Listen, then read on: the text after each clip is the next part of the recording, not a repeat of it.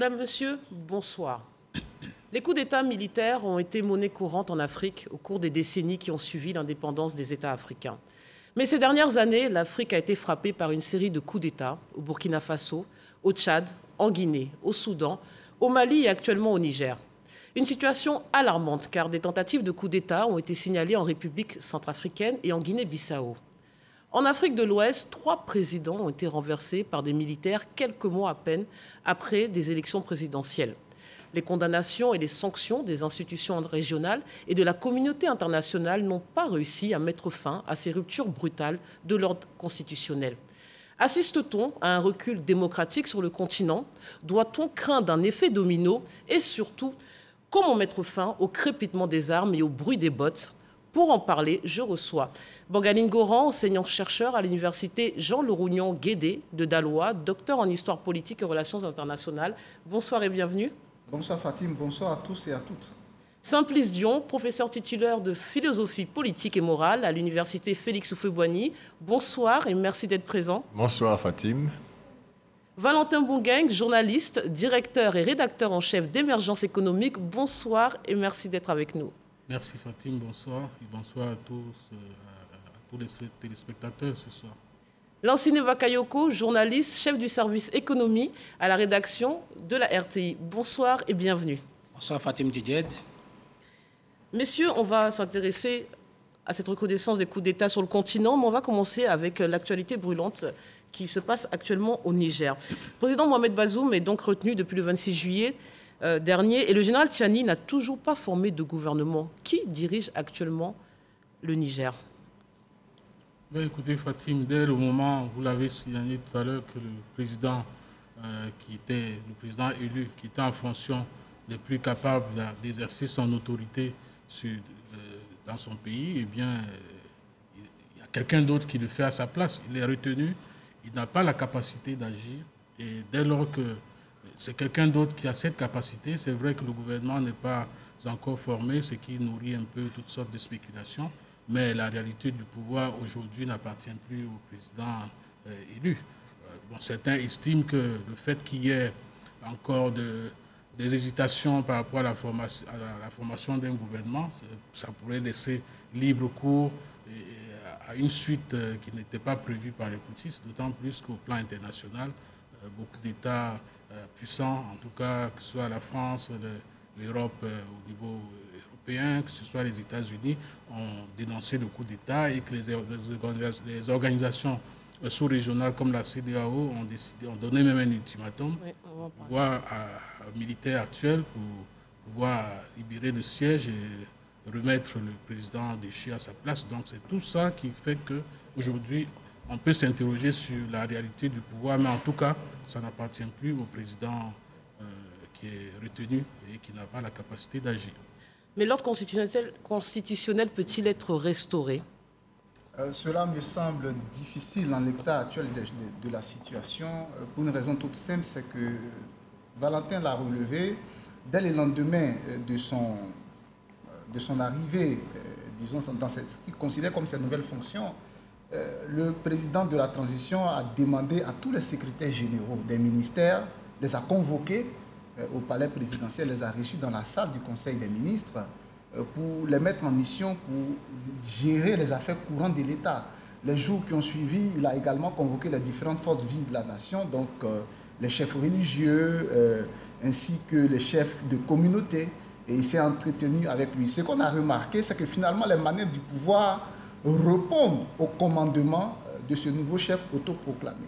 Donc dans ces conditions, il est difficile aujourd'hui que quelqu'un qui est devenu pratiquement une figure d'autorité plutôt acceptée intérieurement, parce qu'il y a deux enjeux. Il y a une acceptation, une validation intérieure de ce qui s'est passé, et il y a une validation extérieure. Je pense qu'à ce stade, ce qui pose problème, ce n'est pas la validation des événements au niveau intérieur, mais c'est plutôt la validation au niveau international. Même si on imagine que toute la population nigérienne n'est pas... Oui, il n'y a pas de majorité parfaite, ça n'existe pas. Voilà. Justement, pour revenir sur cet aspect un peu technique, pour qu'on comprenne, quand on parle de formalisation des coups d'État, régulièrement on leur demande aux chefs d'État légitimes de signer une sorte de démission Donc on va comprendre qu'est-ce qui formalise le coup d'État, qu'est-ce qui l'acte définitivement. Bon, moi, chaque fois que je vois les putschistes demander au président, on va dire le président sortant, de signer une lettre de démission, j'ai toujours eu l'impression que c'est une fuite en avant. D'ailleurs, même c'est un non-sens. Parce que quand il démissionne, en principe, le pouvoir ne revient pas à celui qui a fait le putsch. Lorsqu'il demande à un chef d'État légalement constitué de démissionner et qu'il y a rupture, vacance de pouvoir, normalement, il y a une manière d'évolution du pouvoir qui est actée par la Constitution. Alors, celui qui vient s'immiscer brutalement dans l'exécutif, comme c'est le cas au Niger, je ne vois pas pourquoi il peut exiger, c'est vrai qu'il n'est pas le seul, d'autres l'ont fait avant lui, c'est devenu la mode d'ailleurs, mais je ne vois pas pourquoi on peut demander au président sortant de signer. Mais je pense que c'est une manière de négocier la reddition du chef d'État légitime. Et en l'état actuel, Bangali l'a dit, c'est vrai, il est actuellement le président de fait, mais contrairement à ce qu'il dit, il n'a pas la légitimité intérieure. Il est vrai qu'il exerce aujourd'hui les prérogatives de chef d'État, mais on sait tous que la population qui est hostile à cette rupture brutale est étouffée dans ses velléités de contestation.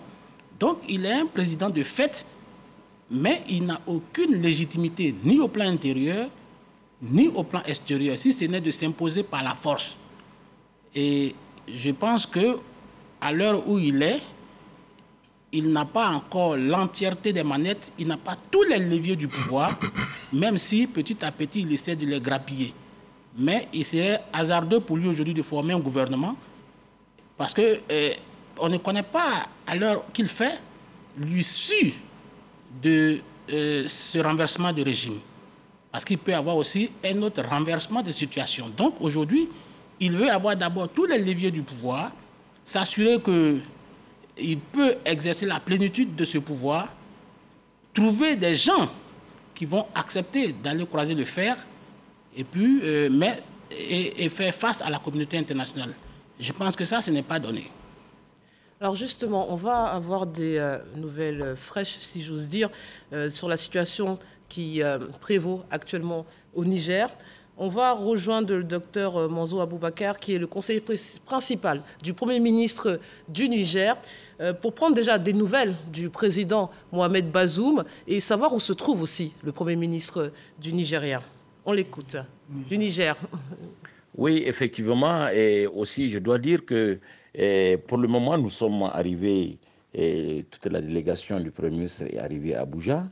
Et le Premier ministre, Président Dieu, nous rejoindra donc incessamment. Et également, donc, il est en contact direct avec le chef de l'État légal et légitime du Niger, le président de la République, Mohamed Bazoum. Et il est en contact permanent avec lui. Et puis, je pense que le président de la République a le moral très haut. Vous savez que c'est quelqu'un, c'est un nomade. C'est quelqu'un de résilient, d'assez endurant. Et nous n'avons aucun doute. C'est lui-même qui nous inspire dans des situations difficiles. Et je pense qu'il a suffisamment du potentiel pour, Inch'Allah, donc surmonter cette épreuve-là. Et comme je l'ai dit, qu'il est en train de réussir par la grâce d'Allah. Je ne peux que m'en réjouir vraiment de la situation qui démontre, en tout cas, c'est-à-dire tout le potentiel de résilience et cette capacitation du président Bazoum qui est l'élément inspirateur, moteur, l'élément donc qui nous nourrit dans notre mental et dans notre également résilience et dans l'endurance que nous avons par rapport donc à cette épreuve.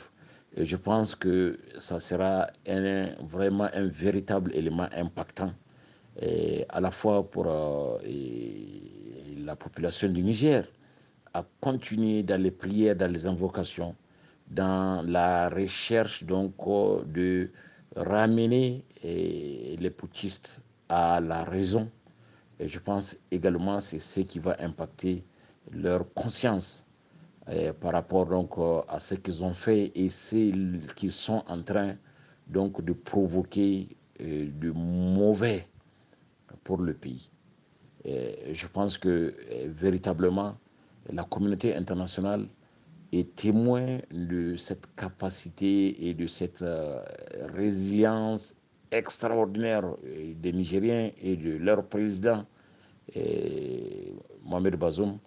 Et c'est sûr que c'est cela même qui est l'élément, l'argument sur lequel les gens sont convaincus qu'il n'y a pas d'autre président que Mohamed Bazoum. Et c'est cela qu'on veut faire comprendre au monde pour demander en tout cas davantage et donc de continuer avec ces caractères appréciés et pour faire en sorte que la pression argumentaire, ce qui va beaucoup plus influencer pour le retour à l'ordre constitutionnel normal et le retour du président de la République, Mohamed Bazoum, donc à ses fonctions.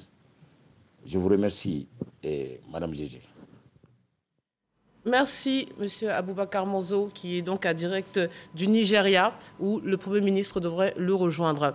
Vous voulez réagir, Monsieur le professeur Dion? Alors, moi, je suis déjà heureux que le Premier ministre et ses conseillers soient en sécurité, parce que nous sommes dans une situation où on a commencé à prendre tout le monde en otage. Je suis convaincu de l'idéal démocratique. On devrait se battre pour la démocratie. Et le fondement de la légitimité démocratique, c'est l'élection.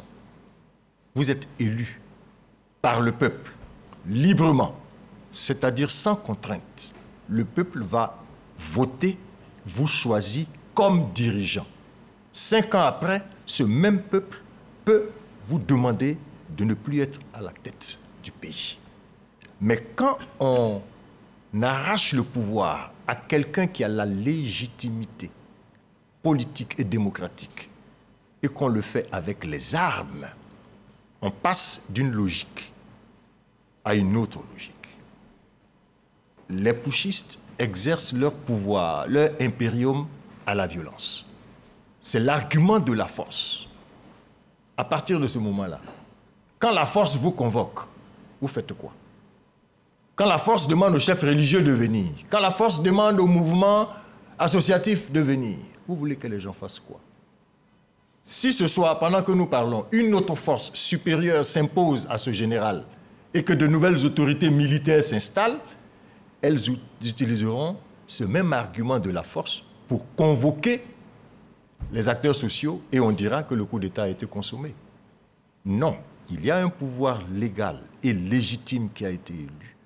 Et il faut que la communauté démocratique nationale, régionale et internationale rappelle aux hommes en armes que force reste à la loi dans une démocratie et que nous sommes passés d'une logique qui était une logique de guerre, une logique de supériorité de la force à une logique où c'est l'homme dans sa liberté qui choisit qui doit le gouverner. Et au Niger, le peuple nigérien, jusqu'à preuve du contraire, a choisi Bazoum pour le diriger. C'est pour ça que, du point de vue de la légitimité, Bazoum est le président du Niger. Encore actuellement? C'est la question que je pose dès le début. Bazoum est le président légitime du Niger.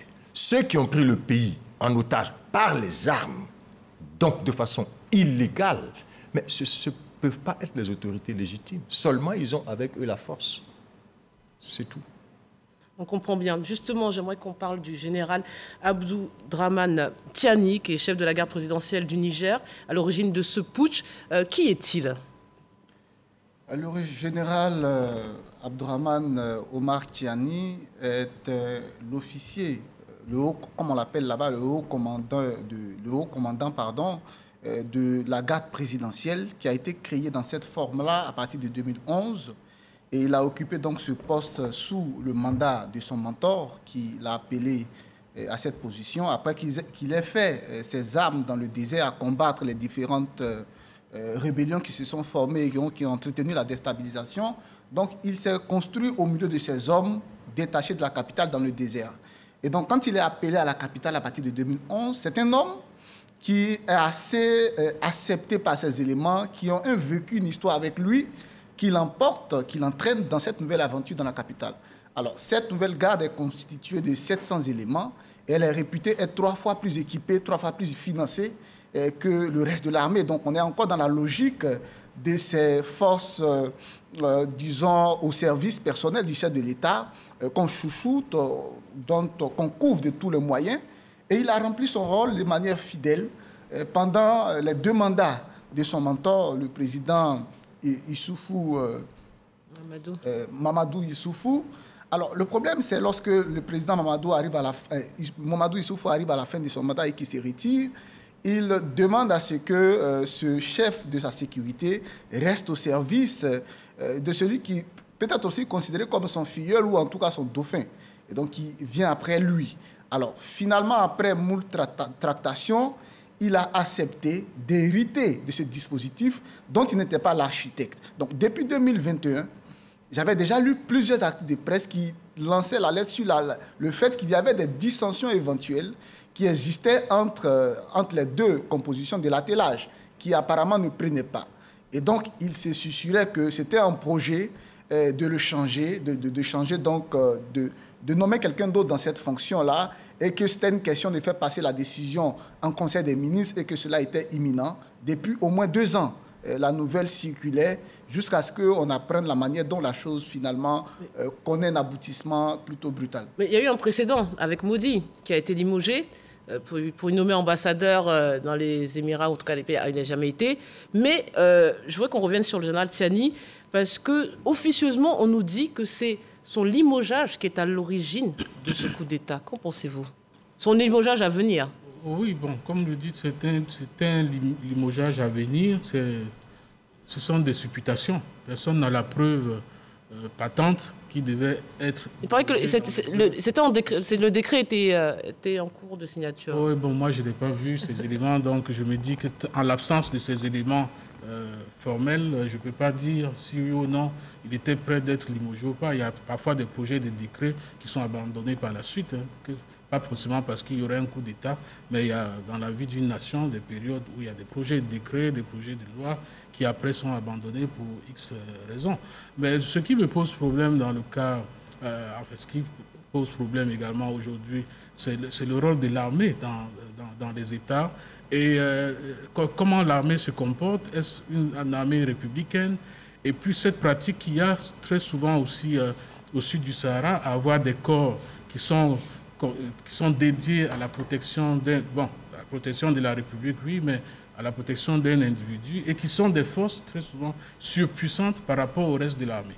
Bon, ça garantit parfois, quand ça marche, quand vous avez quelqu'un de fidèle à la tête, ça garantit la stabilité du pouvoir, mais lorsqu'il y a à la tête, ou même dans le cercle immédiat, des personnes qui ne sont pas fidèles, eh bien ça peut poser problème parce que par la suite, c'est comme une forme d'armée dans l'armée, et quand c'est chouchouté, alors que le reste de l'armée ne l'est pas, ça pose évidemment un gros problème de cohésion au sein des forces armées. Alors je veux qu'on extrapole ce débat sur les autres pays. Justement, après cet élément récapitulatif des derniers coups d'État en Afrique, c'est signé Saka Koné. Ces dernières décennies, le continent africain a enregistré une recrudescence de coups d'État. Augmentation significative de coups de force qui a vu les militaires s'emparer du pouvoir d'État. Dans la sous-région ouest africaine, la réalité des coups d'État est plus que vivante ces dernières années. Au Burkina Faso, au Mali, en Guinée-Conakry, en Guinée-Bissau, au Tchad et plus fraîchement au Niger.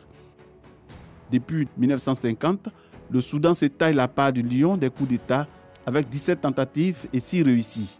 Pour sa part, le pays des hommes intègres, le Burkina Faso, s'illustre avec 8 coups d'État réussis sur 9 tentatives au total. Il s'agit de fortes divisions géopolitiques entre les pays, l'impact socio-économique de Covid-19, et l'incapacité du Conseil de sécurité des Nations Unies à prendre des mesures fortes face aux pushs. Alors, on a vu dans cet élément qu'il y a une série de coups d'État ces dernières années. On va revenir sur ce que vous disiez avant, Valentin Bouguenne, sur la garde présidentielle qui n'existe pas dans les pays occidentaux. Elle est quasi systématiquement l'origine des coups d'État. Doit-on conserver ce schéma qui est très africain? Oui, c'est très africain, mais c'est en raison des déséquilibres au niveau des armées ordinaires que les chefs d'État, certains chefs d'État ont tenté de mettre en place des unités spéciales chargées de la protection de leur propre personnalité. Mais c'est parce que dans ces dernières années, les gens prennent le pouvoir dans des conditions parfois ubuesques.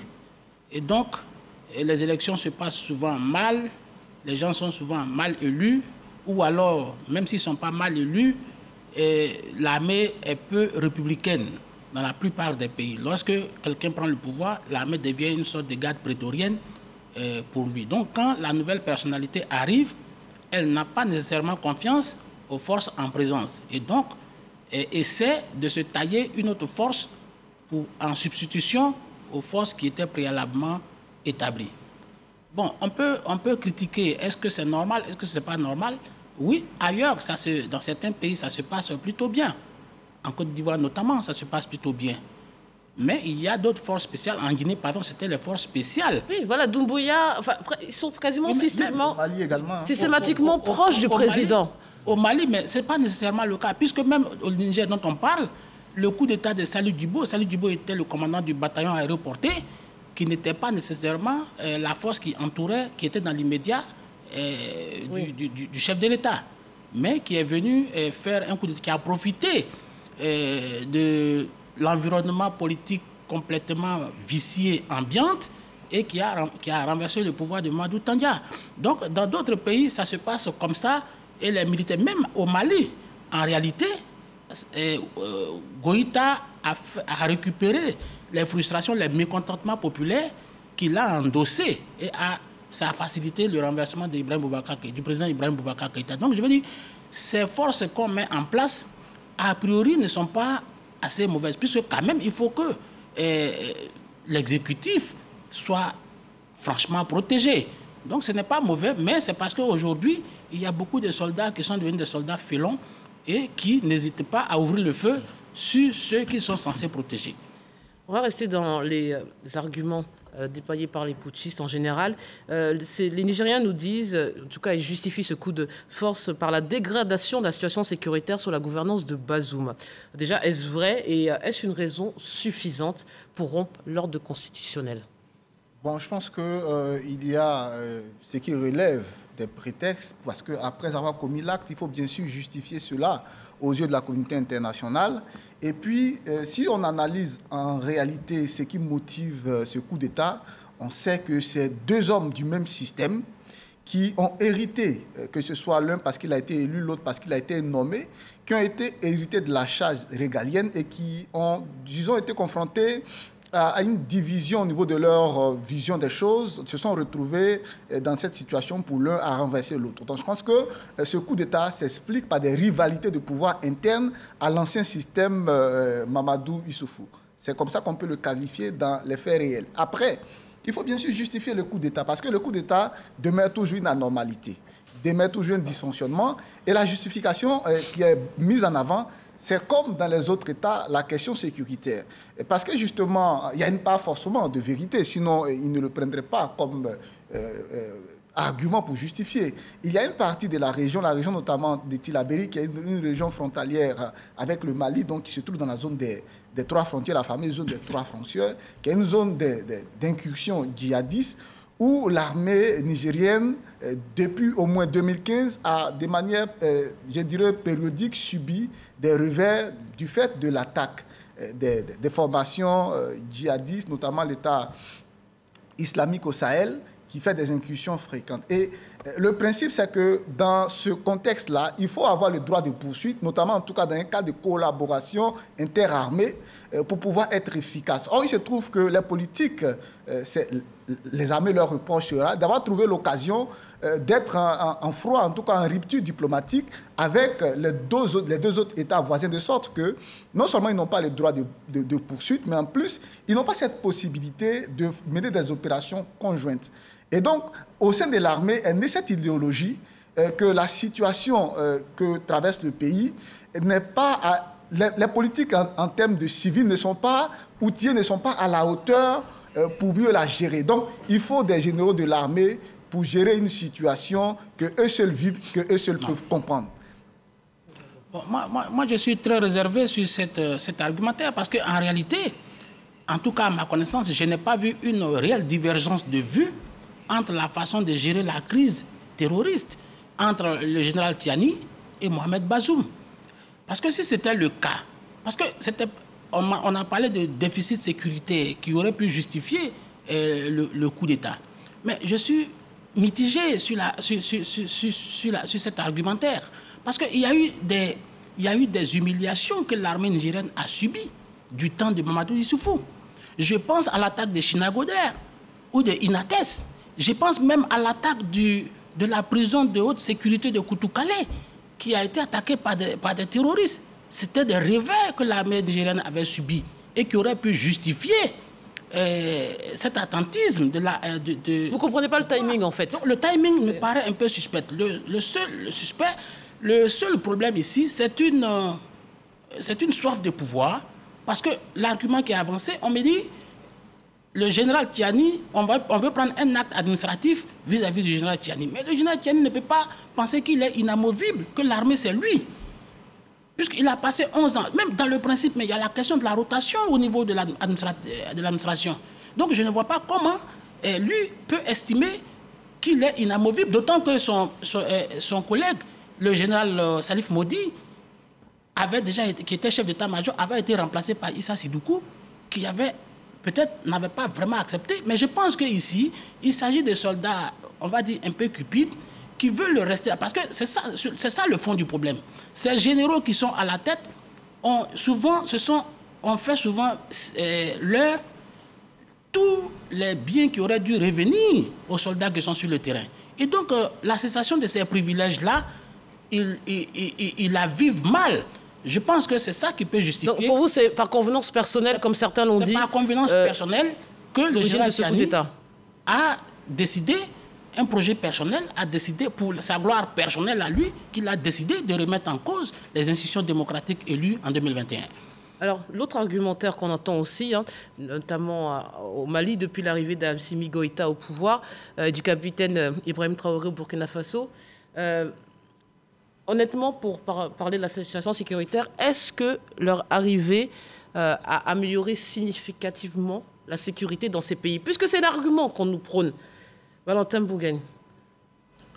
Écoutez, la situation sécuritaire d'un pays ne peut pas passer du jour au lendemain de A à Z. Ça fait plusieurs mois, là. Oui, ça fait plusieurs mois. On va avoir un retour d'expérience. Oui, ça fait plusieurs mois, mais la situation dure depuis combien d'années? C'est ça la question. La situation explosive qui dure depuis au moins une décennie. C'est compliqué. Les armées qui sont sur place, qui sont venues en renfort, soi-disant pour améliorer la situation, on n'a pas vu non plus des effets probants. C'est vrai que sur le champ, lorsque les forces arrivent au Mali, eh bien, ils ont empêché que les troupes... identistes et autres terroristes descendent directement sur Bamako. Elles l'ont empêché pendant un certain temps, mais après on a créé des enclaves. Il y a eu des zones auxquelles l'armée malienne n'avait même pas accès. Donc, globalement, le bilan n'est pas réluisant. Le bilan de leur présence n'est pas réluisant. Ça a duré des années. Il y a eu des habitudes qui ont été prises. C'est maintenant qu'il faut reconstruire l'armée. Donc, je ne peux pas dire sur cette base-là que tout de suite, ça fait des mois, ça fait un an que tel X ou Y est là et qu'on n'a pas vu la situation changer parce que ça ne peut pas changer du jour au lendemain. Il y a des équipements même dont il faut se doter, dont ces forces-là n'étaient pas dotées auparavant parce qu'il y avait une sorte de confort dans le fait que les troupes internationales sont là pour les protéger. Et c'est maintenant qu'il faut faire tout cela. il faut changer des habitudes, il faut s'organiser pour faire face à des forces asymétriques qui n'étaient pas forcément le plus fort de ces armées. Donc c'est un processus, je pense, je ne dis pas ça pour tolérer le fait qu'ils aient pris le pouvoir, mais la réalité de la dégradation sécuritaire est là.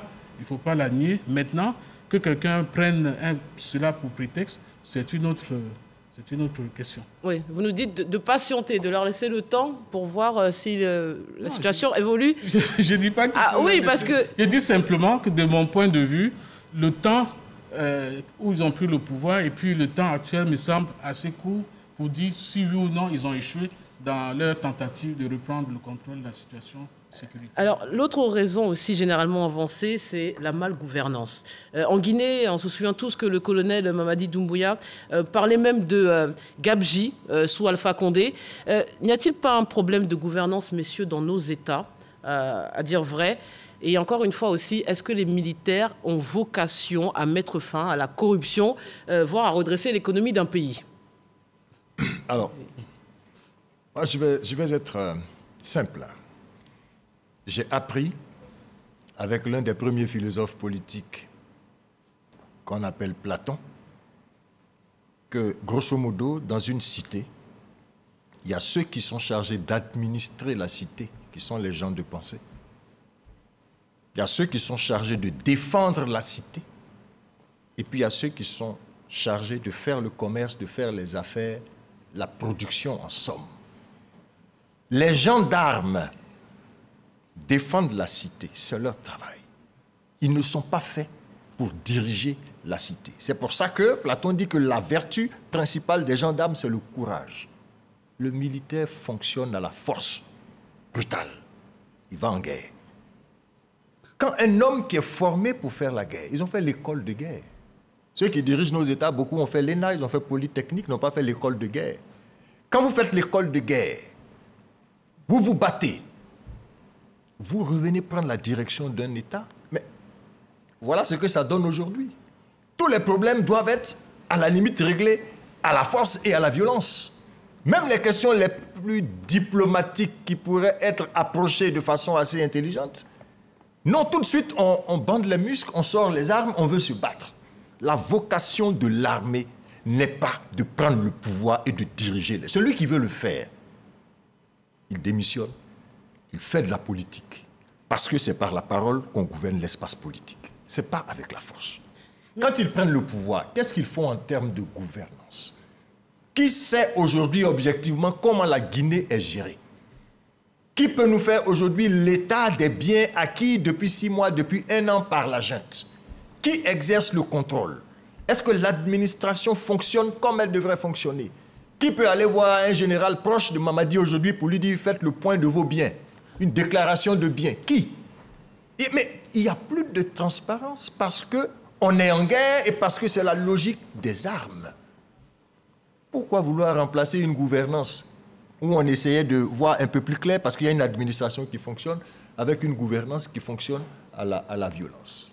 Donc, pour dire ce que je pense, tous les arguments sont bons en Afrique pour faire un coup d'État pourvu qu'on ait la force.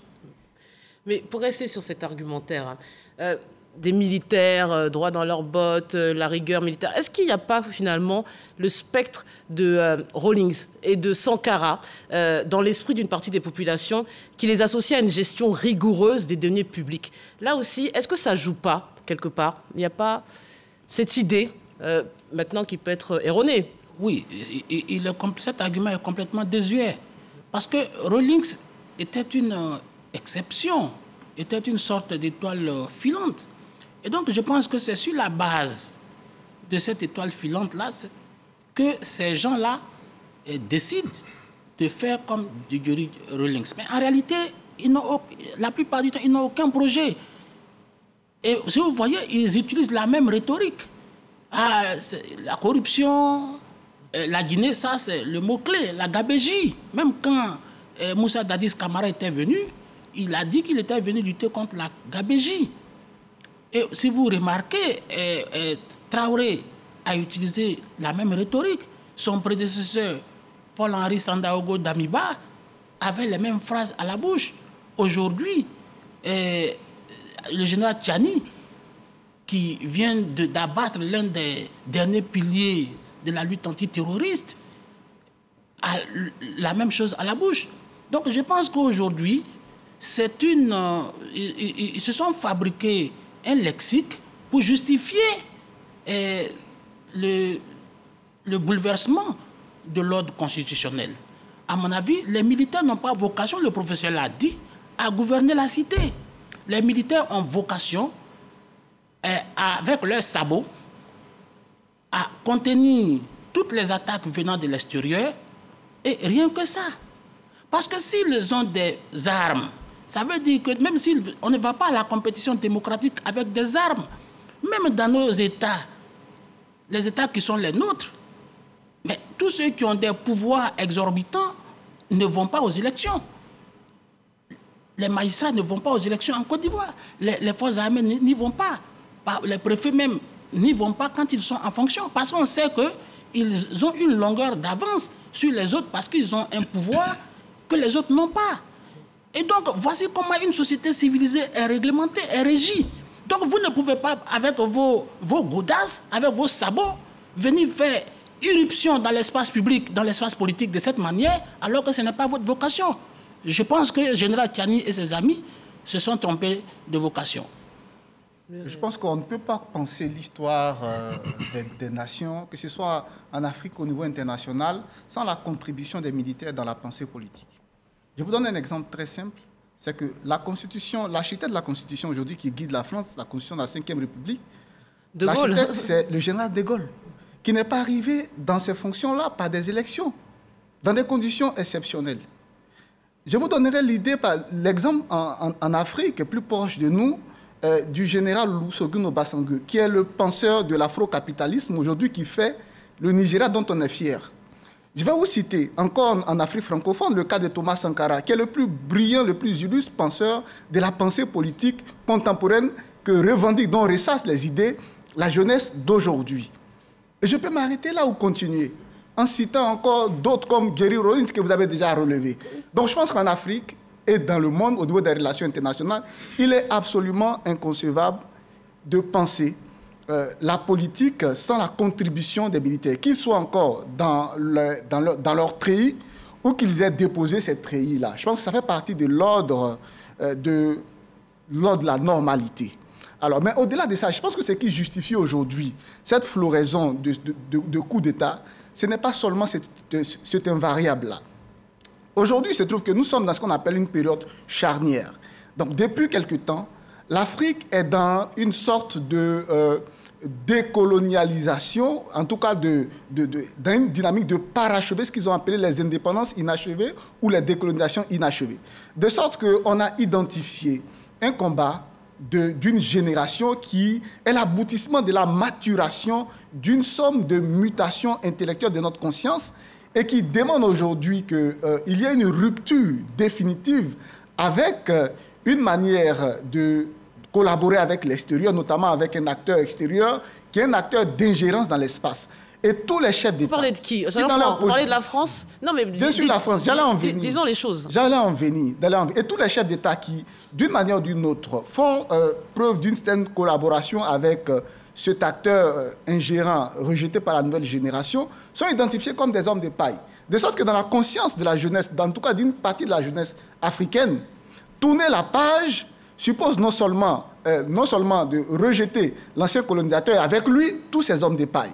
De sorte que dans la conscience publique africaine, il y a cette préparation ou en tout cas ce désir de tourner la page à travers les coups d'État. Et vous savez, quand il y a un coup d'État, pour que le coup d'État puisse être considéré comme réussi ou consommé, il y a deux niveaux de validation.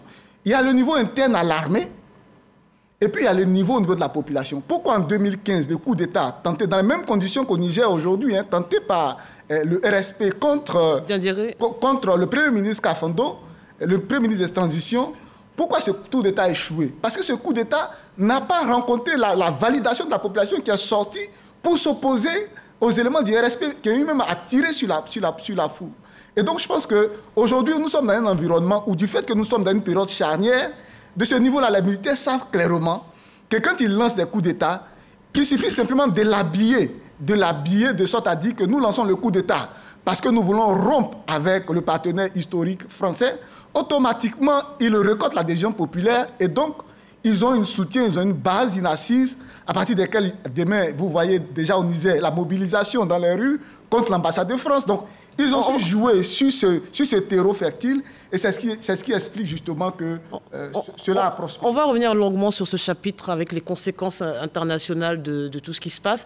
Mais je voudrais quand même préciser qu'on a vu dès le 26 juillet une partie de la population sortir pour soutenir le président Bazoum. Et comme il disait, avec des armes, bon, on fait faire ce qu'on veut aux gens. Mais réagissez. La description qu'il fait, en termes de description, en termes de phénoménologie, oui. Mais que la contribution des militaires ait conduit les peuples à des bons qualitatifs, ça ne veut pas dire, par exemple, que quand le général de Gaulle se plie à la logique démocratique et qu'il est battu, il ne fait pas un coup d'État. De Gaulle accepte le verdict des urnes. C'est de ça que nous parlons. On ne fait pas un coup d'État, soi-disant pour sauver la nation, ils sont tous des CNSP, salut public, pour venir s'enquister.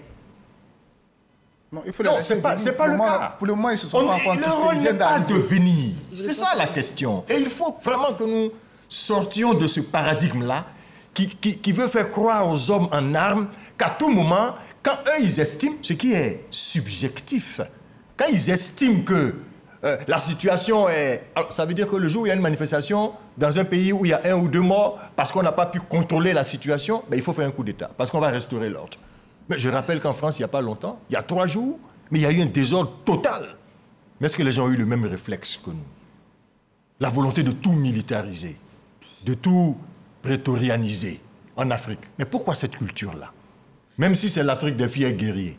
Tout ne se règle pas avec la force et la violence. Il faut laisser nos démocraties se constituer, devenir solides. Il faut laisser nos institutions se renforcer pour que plus jamais n'importe quel farfelu, parce qu'il est en armes, décide de prendre en otage un État. C'est ça la question. Mais pour revenir à l'exemple français, vous le disiez, parlez tous un peu de désaccord entre le président Bazoum et le général Tchiani, mais... souvenez-vous qu'en France, lorsque Macron n'avait pas la même vision que son chef d'état-major, celui-ci a démissionné dès qu'il arrive au pouvoir. Est-ce que c'est possible d'assister à ça chez nous? Non, écoutez... que les gens prennent leurs responsabilités? Fatim, il y a un problème de fond, c'est-à-dire au-delà des phénomènes qu'on observe, il y a une question de fond qui n'est toujours pas résolue. Et, une question à laquelle non seulement on ne l'a pas posée, mais on n'y répond même pas. La question de fond est celle-ci.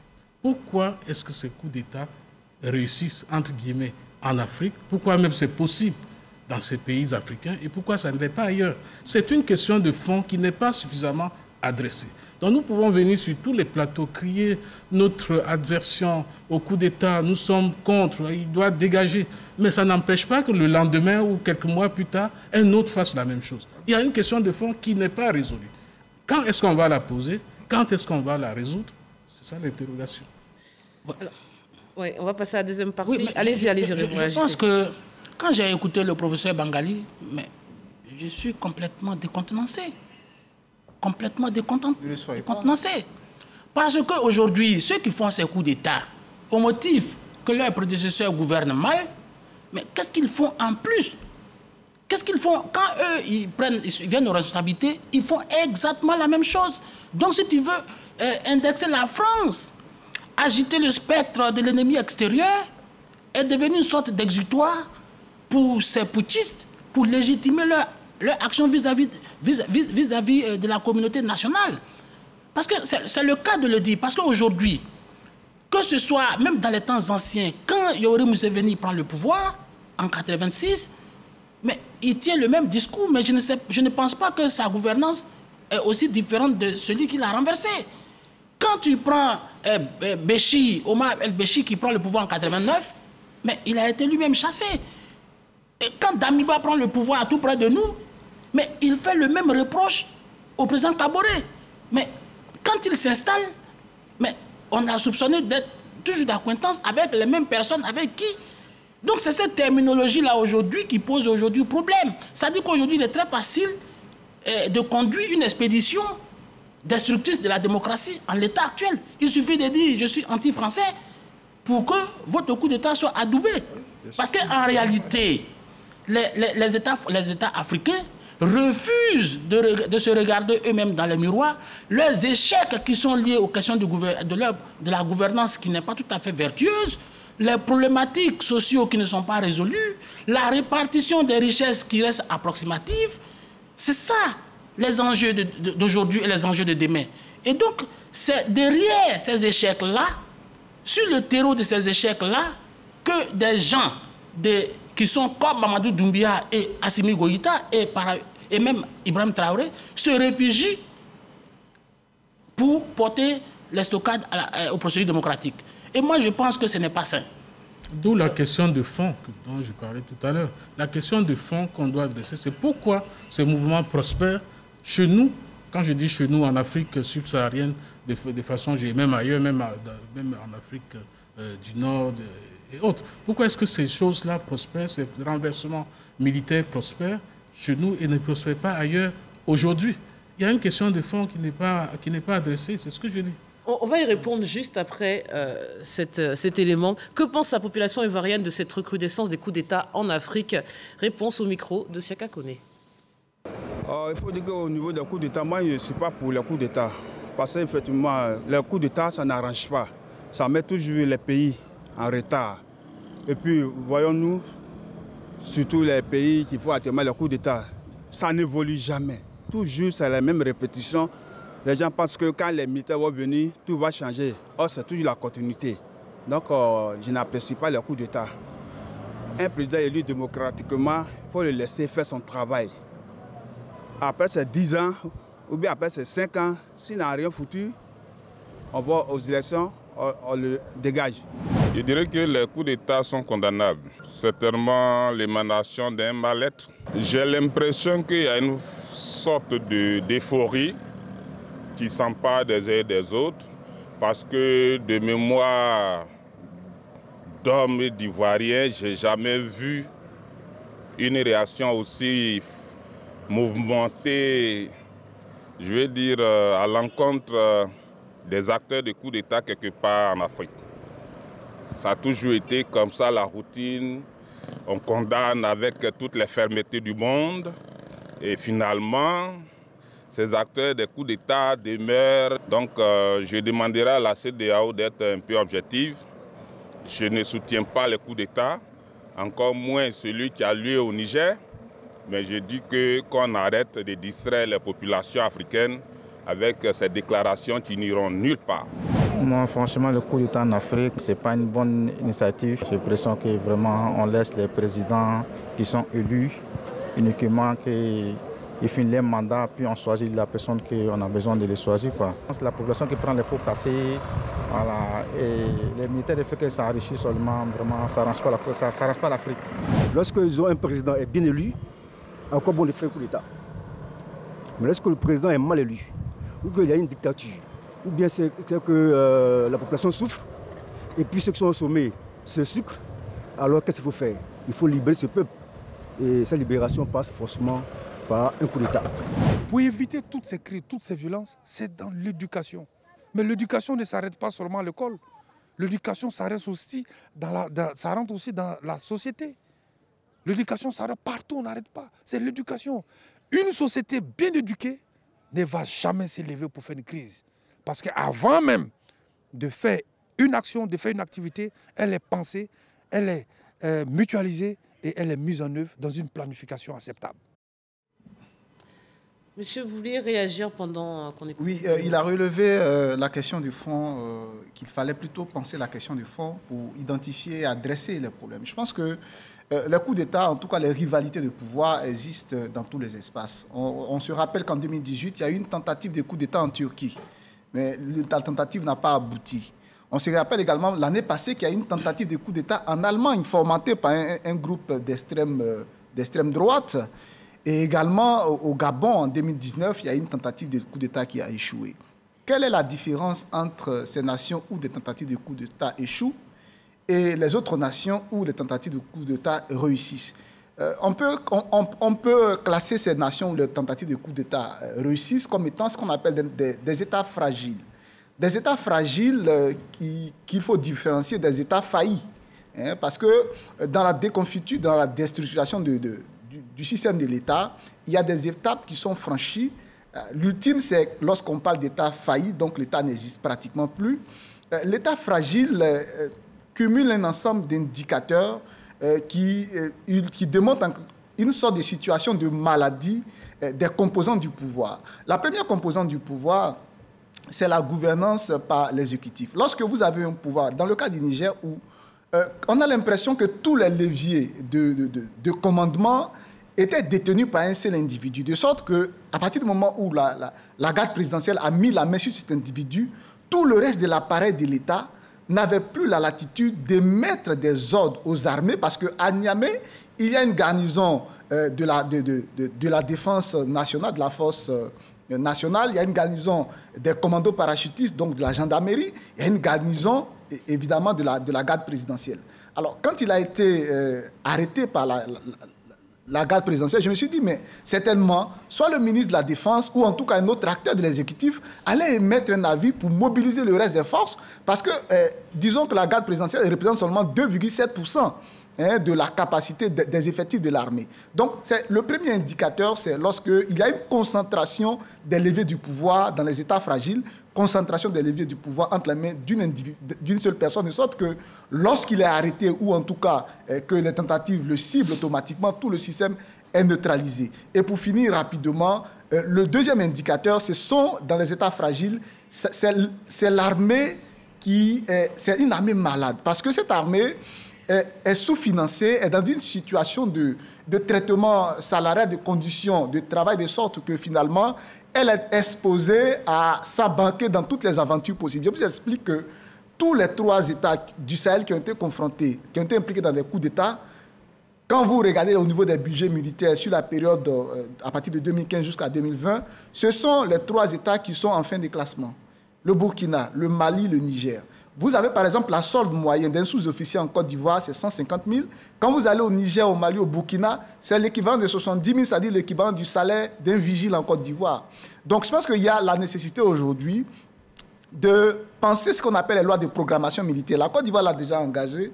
Il faut améliorer le traitement des armées, les mettre dans les conditions de sorte qu'ils expurgent de leur pensée cette colère contre l'exécutif, l'impression que même quand il y a une situation de guerre, il y a une élite politique qui fait de la guerre une occasion de business. Parce que je rappelle pour finir qu'au Niger, sur la période de 2020, de 2015 à 2020, un audit qui a été diligenté par l'inspection générale des armées a démontré que sur les 5 années qui ont précédé 2020, l'équivalent de 45% du budget militaire a été siphonné par des surfacturations.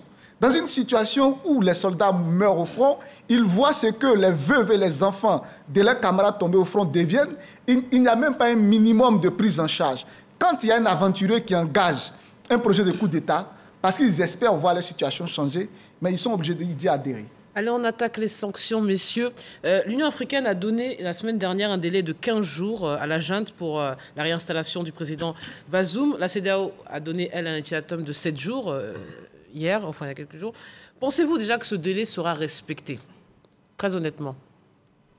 Non, on peut en douter. Hein.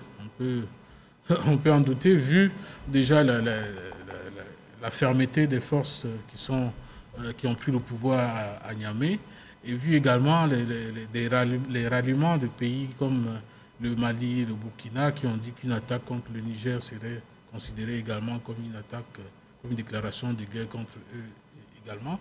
Je veux dire qu'aujourd'hui, il me semble difficile d'arriver à respecter un tel ultimatum de 15 jours, d'autant plus que le pouvoir qui s'est installé à Niamey cherche par tous les moyens comment le consolider. Alors tout va dépendre maintenant des forces en présence, parce qu'une fois de plus, tout ceci, la politique, la guerre, tout ça, c'est des rapports de force. Tout va dépendre de comment la situation va évoluer à Niamey pour ce pouvoir-là. Est-ce qu'il va parvenir véritablement à prendre, à contrôler tous les leviers et asseoir son autorité partout, est-ce qu'il va y arriver? S'il y arrive, naturellement, il n'aura aucun intérêt à respecter un quelconque ultimatum. S'il n'y arrive pas, ça laisse la porte ouverte à des interventions extérieures, notamment celles qu'envisageraient les institutions régionales comme la CEDEAO. Parlons de l'intervention militaire après, mais déjà, prenons le cas, si ce délai est respecté, quel pourrait être l'avenir des putschistes? On s'interroge. On va les emprisonner, on va les juger, ils vont s'exiler, on va négocier un poste. C'est quoi la suite? D'abord, je voudrais préciser que, disons, l'intervention de la Guinée, du Mali et du Burkina, qui seraient prêts à venir en soutien au Burkina, moi je trouve cela anecdotique. Je pense que c'est de la chimère et qu'ils n'en ont même pas le pouvoir. Ils n'en ont ni la capacité, ni le pouvoir, ni l'expertise. Donc je pense que c'est anecdotique. C'est une opinion. Non, c'est son opinion. Nous sommes dans un débat d'opinion. Nous sommes dans un débat d'opinion. Donc je trouve que... la réalité du terrain. Oui. Pas nécessaire, pour vous, pas nécessairement la réalité du terrain. Voilà, j'estime que ces trois pays n'ont pas la capacité, s'il y a une vraie force qui cherche à déloger les putschistes nigériens, je ne pense pas que ce sont ces trois pays-là qui viendront sauver le soldat Tchani. Parce qu'aujourd'hui, ils n'ont pas, d'abord même eux-mêmes, à leur propre niveau, ils n'ont même pas réussi à éradiquer de simples irrédentistes qui sont stationnés sur leur territoire. Donc ce n'est pas le puissant Nigeria qui a aujourd'hui stationné, prépositionné déjà une brigade d'infanterie à ses frontières, à Difa, dans l'état de Borno, et qui est prêt à rétablir l'ordre. Il y a aussi l'armée tchadienne aussi qui est très aguerrie, qui a la capacité. N'oublions pas que le Nigeria et le Niger partagent à peu près 1500 km de frontières. Donc je pense que les sanctions, je pense que le salut peut-être de la junte viendra de sa propre capacité à elle-même de manœuvrer sa présence sans discontinuer à la tête de l'État. Pas à cause de la menace des trois voisins qui, du reste, n'en ont pas la capacité. Je répète ma question. Si ces putschistes respectent ce délai, s'ils quittent avant cet ultimatum, quelles sont les pistes à envisager? Un exil, une arrestation, un emprisonnement? Non, mais de toute façon, s'ils doivent négocier leur reddition, ça se fera dans un cadre global. Donc, les termes de leur reddition seront contenus dans ce document.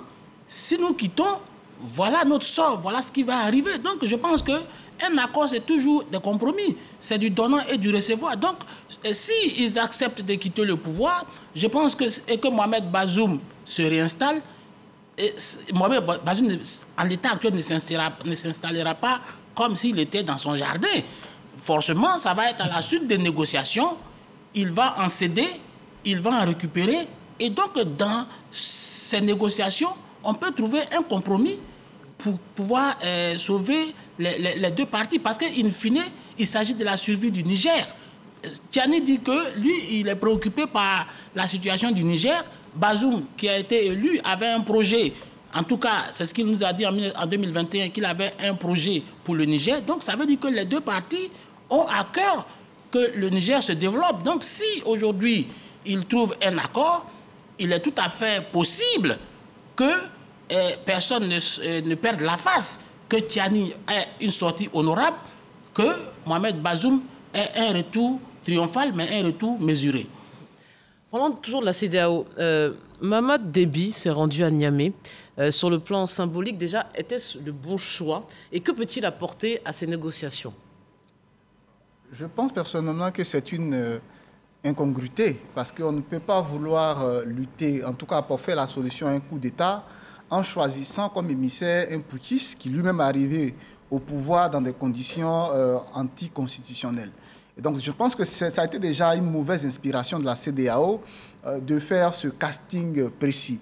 Évidemment, ils font ce choix parce qu'ils se disent que c'est une puissance au niveau militaire régional, de sorte qu'en envoyant donc cette personnalité-là, c'est quelqu'un quand même qui a de la résonance auprès de ceux qui prennent le pouvoir. Mais au-delà de cela, c'est quand même quelqu'un qui a eu des relations antérieures, donc en de bons termes, et avec ceux qui ont renversé le président élu et avec le président élu. Donc c'est quelqu'un au moins qui parle avec tout le monde. Mais je pense que du point de vue, en tout cas, de son statut, les conditions dans lesquelles il est arrivé au pouvoir, c'est plutôt un mauvais choix. Au-delà de ça, j'aimerais quand même dire un mot concernant le Nigeria qui se serait massé aux frontières du Niger pour intervenir. On pense qu'on ne peut pas aujourd'hui penser que le Nigeria puisse intervenir réellement. Ils sont dans une posture d'intimidation tout simplement parce que d'abord une intervention à partir d'un mandat de la CEDEAO est illégale parce que le traité révisé de la CEDEAO de 1993 repose sur 11 principes fondamentaux. Et le 4e principe fondamental proscrit... Le 4e principe fondamental, c'est le principe de la non-agression entre les États membres. Et au-delà de ça, le 6e principe fondamental, c'est le principe de la résolution pacifique des conflits. Et donc, le traité révisé de la CEDEAO de 1993, c'est la constitution de l'organisation. Sur quelle base juridique? Oui. Alors, on ne peut pas combattre un renversement de régime, donc il y a quelque chose d'anticonstitutionnel, en violant la loi fondamentale de la CEDEAO. Et au-delà de cela, le Niger est un territoire plus vaste que le Nigeria. Si le Nigeria n'a pas été capable de mettre fin à la rébellion ou à la menace de Boko Haram, on ne peut pas croire que l'armée nigériane aurait une victoire au Niger, qui est un territoire qui est encore plus important et étendu que son espace. Et au-delà de cela, dans la logique de l'intimidation, eh bien, il y a une nouvelle donne. C'est que les pays régionaux qui sont aussi dirigés par des régimes de transition militaire se sont prononcés. Et c'est justement à cette situation-là qu'il faut éviter d'en arriver en empruntant la voie de la violence, en tout cas au sens de la confrontation. Et le traité de la CEDEAO avait déjà prévu ce genre de situation et les avait clairement adressées. Et je pense qu'il faut aller dans le sens des tests, chercher certainement le juste milieu pour maintenir la pression, mais évidemment de continuer à parler avec ceux qui exercent le pouvoir du fait. Non, il faut pas laisser croire qu'il n'y a pas une base légale d'une intervention. C'est vrai, moi je ne suis pas pour l'intervention militaire, c'est vrai. Mais nous décrivons les faits. J'ai dit qu'il y a 2 brigades d'infanterie qui sont stationnées à la frontière nigérienne, prêtes à faire le job. C'est à vérifier d'abord. Oui, prêtes à faire le job. Mais je veux dire, mais c'est vrai que vous parlez d'intimidation. Ce sont des forces armées. À part ces pays où il y a des putschs, toutes les armées répondent du président de la République. Tout à l'heure, vous avez semblé dire qu'il devrait y avoir des mécanismes institutionnels qui font que si le président est en captivité, il devrait avoir actionné d'autres leviers pour que les autres forces viennent en appui pour venir libérer le président. Mais dans tous les pays du monde, la question de la défense relève du président de la République. Dans tous les pays du monde. Donc, il ne s'agit pas de dire que d'autres forces sous ordre de qui que ce soit... Ce sont des forces étrangères. Maintenant, sur la deuxième question, tu parles de l'absence de base légale. Mais bien sûr qu'il y a une base légale. Laquelle? C'est le protocole de la CEDEAO qui dit que nous ne voulons pas de coup d'État.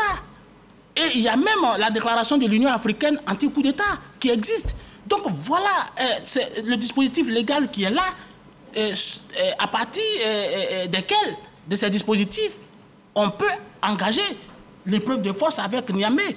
Donc, ce n'est pas mon souhait, entendons-nous bien, mais je pense qu'il y a une base légale et que ce ne serait pas une action illégale si la communauté internationale venait à chercher à rétablir l'ordre au niveau de Niamey. Mais est-ce qu'on peut véritablement mesurer les conséquences d'une intervention militaire actuellement? En tout cas, les conséquences d'une intervention militaire externe au Niger seraient profondément désastreuse pour ce pays. Je pense que ce n'est pas ce qu'on souhaite pour le Niger. On souhaite plutôt qu'il y ait des négociations qui permettent au pays de retrouver la sérénité et autres. Mais une intervention armée, non seulement ça implique des mouvements et autres, traverser des pays, aller carrément s'ingérer pratiquement, entre guillemets, dans des affaires d'un autre pays, même si on est sur le plan communautaire. Mais en tout cas, ce sera vécu par une bonne partie de la population nigérienne comme une ingérence intolérable venant du Nigeria, qu'on a vu par le passé. Hein. Mais on veut créer une force contre les coups d'État. À quoi servirait-elle si elle n'intervient pas? Si on crée la force, justement, j'en viens à cette force. Si on crée la force, encore faut-il savoir quelle est la composition de cette force. Ici, on semble dire que c'est le Nigeria. Est-ce que c'est une force nigériane habillée en CEDEAO, ou bien est-ce que c'est une force régionale CEDEAO avec tous les autres pays membres? Et ça serait difficile à obtenir.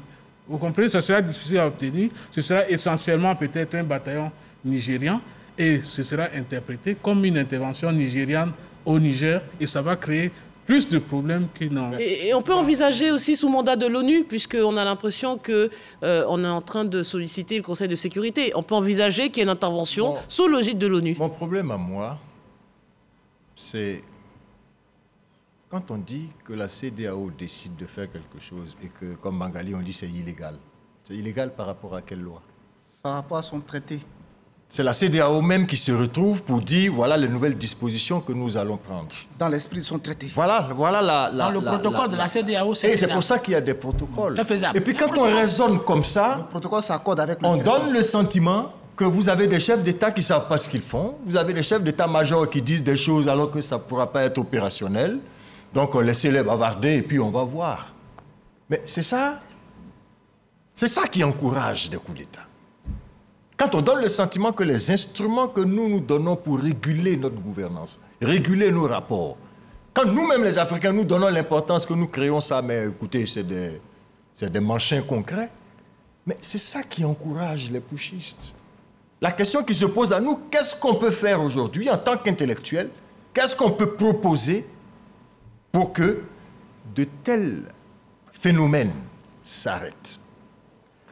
Est-ce que l'Afrique va se retrouver dans cette situation d'instabilité chronique? Même en science, pour trouver un médicament, il faut pouvoir stabiliser le virus. Mais quand il mute, on ne peut rien faire. Mais quand un pays change tous les ans ou tous les 6 mois, quel programme vous pouvez déployer? Mais pourquoi on se tourne après que ça ne marche pas? Mais évidemment, l'héritage colonial passe par là. Après, on dit oui, mais si ça ne marche pas, c'est la faute à l'ancien colonisateur.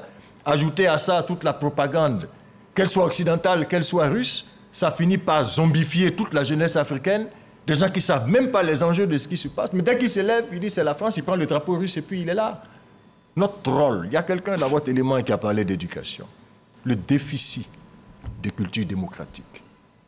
C'est ça qui fait qu'aujourd'hui, nous-mêmes intellectuels, nous n'arrivons pas à comprendre que nous nous mettons en danger dans cette situation-là où on veut tout justifier et on veut montrer que finalement l'Afrique ne sait même pas où elle va. Mais non, le Burkina et le Mali, ils se sentent menacés.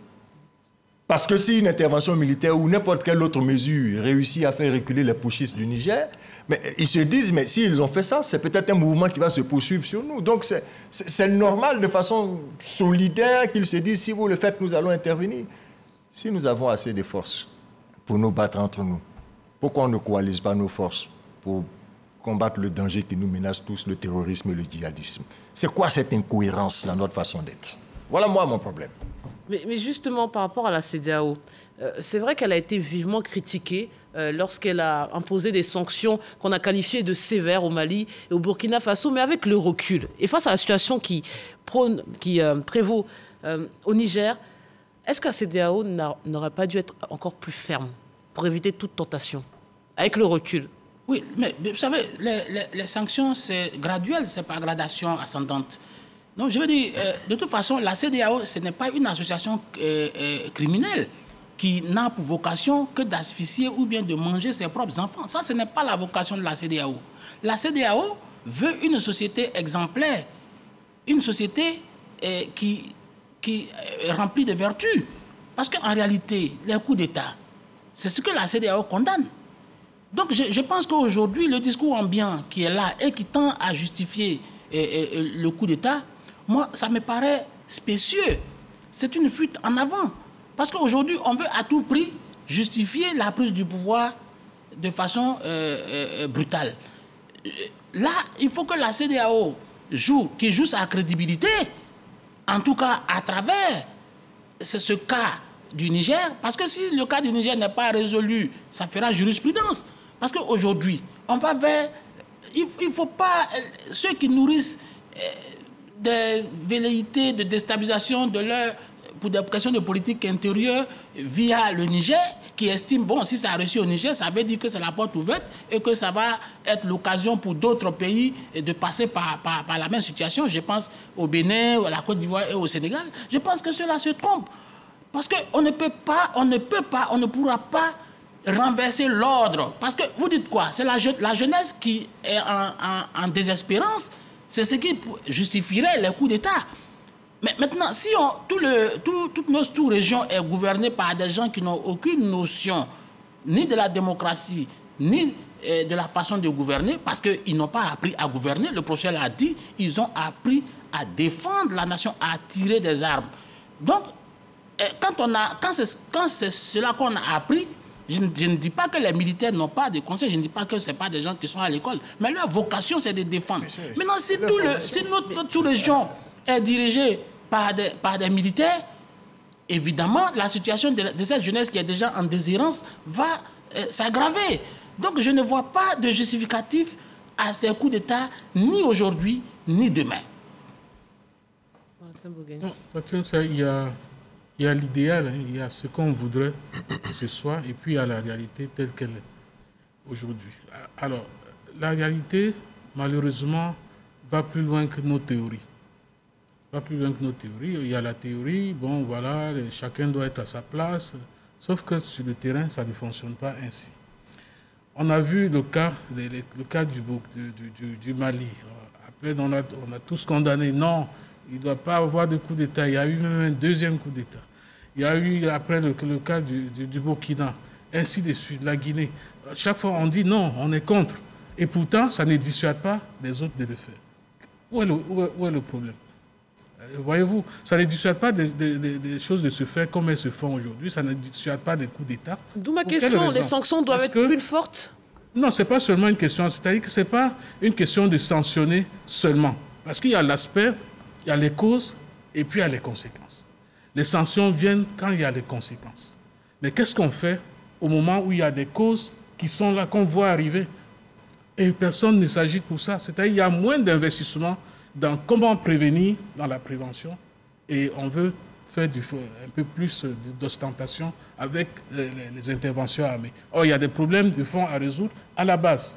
Mais prenons des exemples concrets. Nous nous souvenons tous du cas d'Alpha Condé avec le dernier mandat qu'il voulait donc faire. On se souvient tous que l'ancien président Issoufou, avec une délégation à la tête de la CEDEAO, a tenté à maintes reprises de lui faire reprendre raison. Donc, voilà, c'est ce que vous attendez. Vous voulez dire en amont, éviter quelques problématiques en termes de gouvernance, peut-être aussi attendre des sanctions plus sévères contre la corruption dans les États. Voilà. Il y a tout ça. Par exemple, le professeur Wangali disait tout à l'heure une chose, les 45% des budgets militaires qui auraient été siphonnés. On a vu la même situation au Mali, où c'était même le fils du chef de l'État qui était à Mais ces ressources sont siphonnées par ceux qui font les coups d'État. Parce que c'est ceux qui sont en position opérationnelle, c'est eux qui font les coups d'État. Pour le cas du Mali, c'est vrai que le Premier ministre Soumaïlou Boubèye Maïga a été interpellé. C'est l'État qui ont siphonné l'argent. Oui, je dis c'est vrai que... en avons-nous? Oui, mais ce sont les patrons de l'armée qui gèrent une armée qui est au combat et qui viennent faire des coups d'État pour dire que c'est le président qui est le responsable. Dans les pays démocratiques, ces armées-là sont dirigées par des ministères de la L'armée en guerre, ce sont les généraux qui sont au front, qui gèrent le budget militaire. D'ailleurs, c'est une question de souveraineté. Même dans nos pays, le budget des armées relève du secret défense. Relève parfois du secret défense. Ce n'est pas les généraux au sein c'est le ministre. Tout ça, c'est la justice. Pour le cas du Mali, Soumaïlou Boubèye Maïga a été arrêté, mais il y a aussi des généraux qui ont été clairement indexés, mais qui n'ont pas été arrêtés du fait que... On travaille toujours sur les arguments donnés par des pushistes quand ils s'installent pour dire qu'ils ont fait ce coup d'État parce que le chef d'État a fait ça. On a vu des coups d'État ici, on a dit qu'il y a des chefs d'État qui ont des billets de banque partout dans leur salon. Ce ne sont pas les militaires qui vont donner ces arguments. Alors, ce sont pas les il faut qu'on sorte de là. Ils ne les ont même jamais mentionnés. Il faut qu'on sorte de là. Si, on nous a parlé de Gabji, sous Doumbouya, on a parlé d'Alpha Condé, on nous a parlé de corruption. Moi, je parle du Sahel. Dans le cas du Sahel, il n'a pas été question de cela. Pour revenir à votre question, pour, disons, revenir dans le débat, je suis par principe contre des sanctions, en tout cas sous cette forme-là, en termes d'agression contre un État membre, pour une raison très simple. Tout à l'heure, je vous ai fait le profilage du type de pays qui se retrouvent dans cette situation où les régimes sont renversés. J'ai parlé des pays fragiles. Et l'étape d'après, quand on est un État fragile, l'étape d'après, c'est être un État failli. Un pays est déjà fragile. Il y a eu un coup d'État. Et vous décidez comme solution d'envoyer une opération militaire pour l'envahir et pour détruire ce qui reste de l'État. Mais la conséquence, c'est que vous livrez ces espaces-là, pieds et poings liés à la menace djihadiste qui est une réalité dans le Sahel. On est d'accord que quand on vient il y aura... remettre ce qui a été déplacé en place. On est d'accord, non, mais il y aura une résistance de l'armée. Il y aura une résistance de l'armée. Ça va entraîner un coup humain. Ça va entraîner un coup humain. On devrait laisser faire. Il n'y a pas de vide. La question... Dans le cas de Bazoum, on l'a enlevé à sa place, on le reprend, on le remet à sa place. Envoyer une force sur un territoire comme le Niger, et puis l'armée locale va assister à cela. Il y aura confrontation, et donc des ressources humaines qui devaient servir à combattre une menace qui est réelle, qui existe, vont être supprimées par cette offensive. Et finalement, on aura réussi à, comme en Somalie, on aura réussi à déposer le président à la tête, mais d'un pays, un gouvernement. Bangaline Goran, on répète la question que vient de vous poser avec insistance, monsieur le professeur Dion. J'allais terminer par ça. Faut-il laisser faire? Qu'est-ce qu'on fait? Justement, je pense que pour moi, on observe. Il faut chercher le juste milieu. Ce sera lequel? Qu'est-ce que le juste milieu? Tout simplement, il faut maintenir le dialogue avec les autorités de fait, tout en continuant à utiliser des moyens de pression légaux.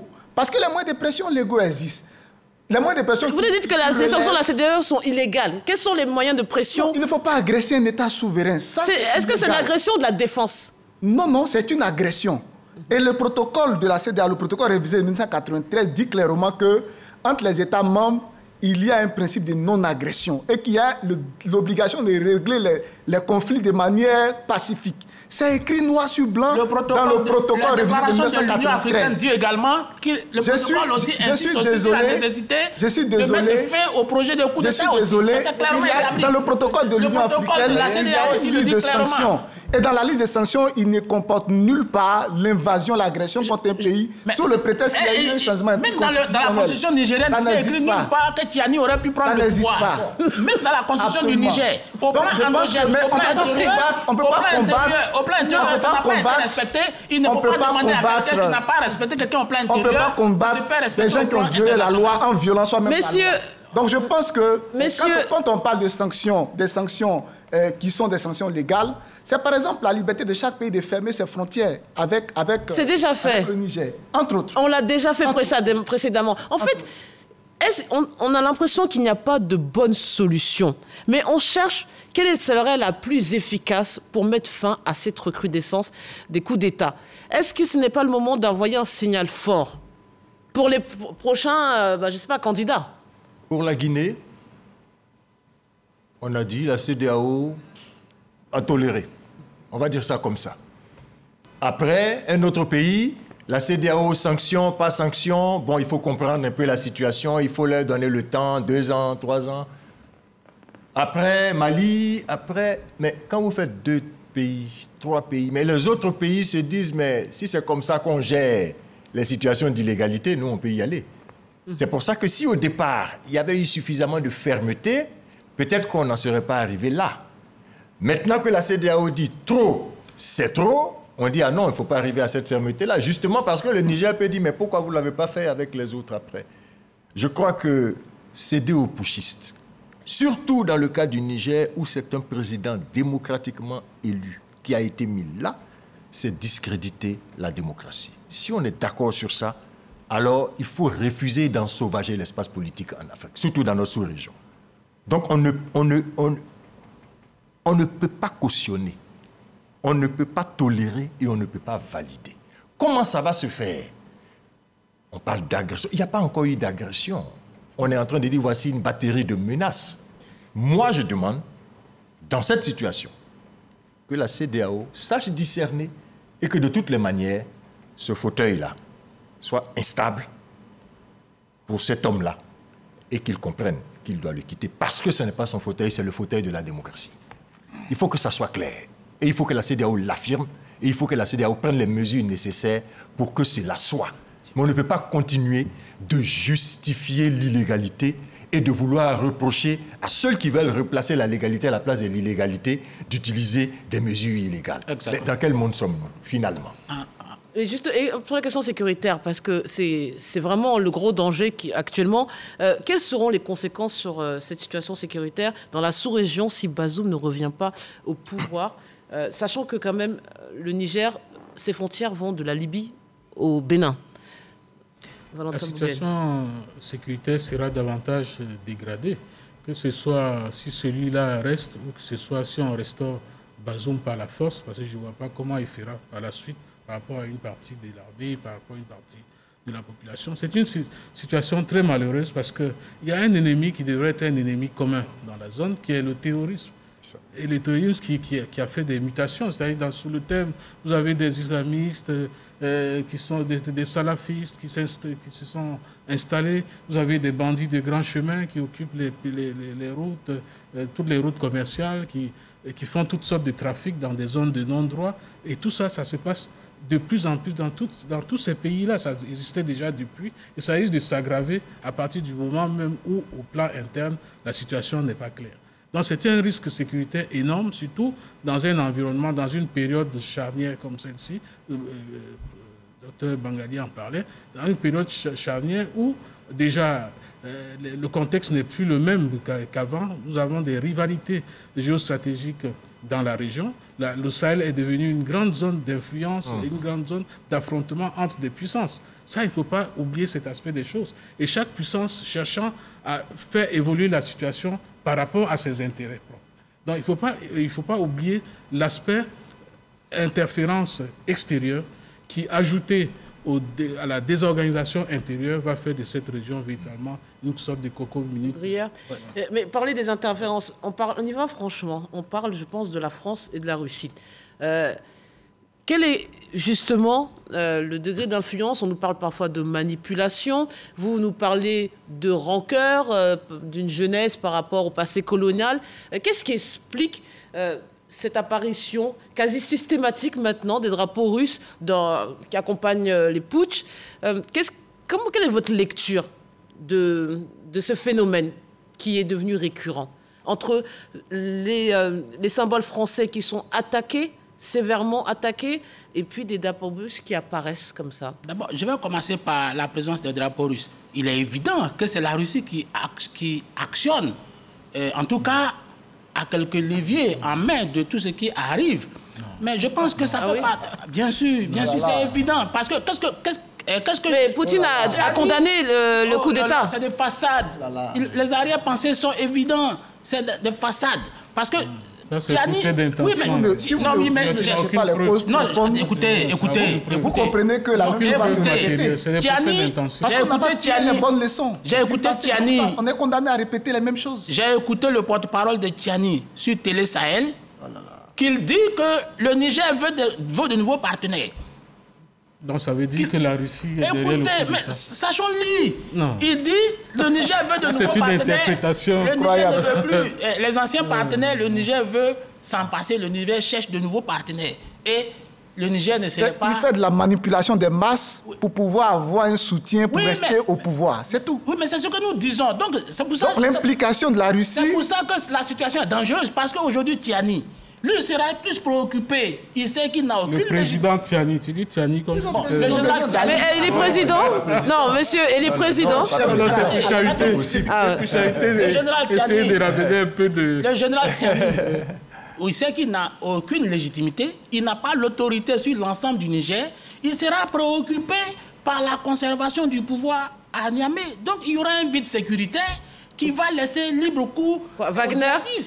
Wagner notamment, et même on n'en est pas encore là. Ne faisons pas de la politique fiction. Ceux qui aujourd'hui semblent adouber le putsch pensent pouvoir régler des questions de politique intérieure. C'est-à-dire que si le putsch devient la règle d'accession au pouvoir, ils espèrent qu'il y ait des changements dans leur pays pour pouvoir créer de nouveaux Tiani dans ces pays. Et ça ne passe pas. Nous le voyons très clairement. On ne peut pas se cacher. Mais vous dites que les Russes ne sont pas à la manœuvre, mais vous pensez vraiment qu'ils ne vont pas essayer d'en profiter au même titre qu'un autre État l'aurait fait dans cette guerre d'influence sur le continent, et spécialement dans cette sous-région? Je pense que, pour rebondir rapidement avant d'en arriver à cette question-là, sur ce qui a été dit avant, rapidement, c'est parce que justement, on n'a pas compris les causes des mêmes événements qui se répètent. il n'est pas ici question de dire que ces coups d'État se répètent parce que la CEDEAO n'a pas été suffisamment ferme. Ces coups d'État se produisent parce que les chefs d'État qui sont chargés de construire des armées loyales et républicaines ont échoué dans leur mission tout simplement. Pourquoi les mêmes événements se sont produits? Il y a eu des émeutes au Sénégal. Malgré tout ce qu'il y a eu qu'on a vu, l'armée est restée à sa place et le pays aujourd'hui est retombé sur ses jambes. Si au Sénégal, c'était le président Mohamed Bazoum qui était au pouvoir, actuellement il y aurait un militaire là-bas. Si au Sénégal, c'était le président Roch Christian Kaboré qui était au pouvoir, il y aurait un militaire là-bas. Donc je pense que, d'abord avant tout, construire des armées viables relève de la responsabilité des chefs de l'État. S'ils sont renversés, c'est parce qu'ils ont échoué dans leur mission. La faute ne revient pas aux autres. Oui, mais donc je pense que des présidents comme le président Alassane Ouattara devraient organiser une masterclass pour apprendre à ses collègues comment on gère une armée. Oui, mais à la décharge du président Bazoum, vous nous dites qu'il est arrivé au pouvoir en 2021. Tout à l'heure, vous nous disiez que les putschistes au Mali ou ailleurs sont là depuis peu de temps pour pouvoir attendre des résultats. Donc, qu'est-ce que vous attendiez de lui en 2 ans? Mais en 2 ans, quand vous arrivez au pouvoir, vous prenez l'entier contrôle de l'appareil militaire que vous avez trouvé en place. Non, mais pourquoi cet argumentaire, vous ne le donnez pas? Pourquoi cet argumentaire n'est plus valable quand on parle des autres États? Composé des forces et des FRCI. Pourquoi cet argumentaire n'est plus valable quand on parle des... En moins de 2 ans, il a réussi à domestiquer l'armée qu'il a trouvée en place. Pourquoi le président Mohamed Bazoum ne le fait pas au Niger? Je pense que s'il ne l'a pas fait et que les choses se sont passées de cette manière, il ne faut pas rejeter la responsabilité sur quelqu'un d'autre. Concernant les Russes, un autre bouc émissaire, on considère que les Russes, considérez-les un peu comme des gens qui sont à l'affût pour plonger sur une dépouille. Donc, avant que les Russes n'arrivent, c'est qu'il y a déjà eu mort. Et donc, ils ne sont là que... Ce sont des opportunistes. Moi, je les vois comme ça. C'est comme des vautours. Quand vous voyez des vautours quelque part, c'est qu'il y a déjà une carcasse. Voilà, voyez-les comme ça. Alors, j'aimerais comme régulièrement clore avec vous, M. Dion. Tout à l'heure, il voulait qu'on adresse les bonnes problématiques. La bonne question, c'est ça. Qui a intérêt à un coup d'État et qui n'a pas intérêt à un coup d'État? Ça dégage tout ce qu'il y a comme zone d'influence. Les Russes, c'est des vautours. Je partage son avis à moitié. Mais les Russes travaillent à ça. Les Russes veulent participer à la domination du monde, comme les États-Unis, comme la Chine. Ils participent. Ils sont en conquête territoriale. Et ils regardent l'Afrique de l'Ouest. Comme les États-Unis. Ils voient qu'il y a un héritage. Il y a un héritage colonial qui joue contre la France. Il y a quelque chose qui se passe contre la France. Mais il faut travailler à faire en sorte que ce talon d'Achille-là devienne un gros problème pour la France. Personne ne peut nier qu'il y a une propagande russe. Personne ne peut le nier. Personne. Personne. À travers les réseaux médiatiques, personne ne peut le nier. Monsieur Dion, est-ce que vous pensez vraiment que... Attendez, non pas tous... C'est la fin de l'émission, mais attendez.